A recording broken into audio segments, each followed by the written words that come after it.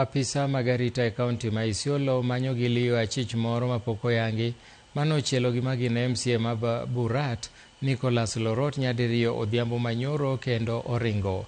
Koyango masirani, jalup komishona mar kaunti ma Isiolo Christopher Siele olero ni Lorot nyoni kanyakla kod MCA ma Oldonyiro David Lemantile ma bende en jalup spika mar Isiolo e magawa moro e boma ma Isiolo kendo ne owuok oko mar go simu e kinde ma masirano notimore. Kata kamano Lorot no nyalo riembo nyamburko ne nyaka e tesendo bila ma Isiolo kama nochiwe ripot kapok nochwale e od thieth. Anaitwa Nicholas Lorot Eoton.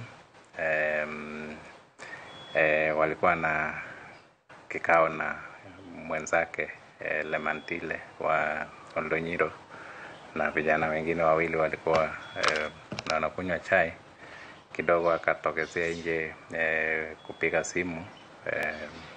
Ndio maana wakati alikuwa ameingia kwa gari yake kupiga simu, kijana mmoja alikuwa amefaa kama mtu wa boda, akachomoa pistol na akampiga risasi.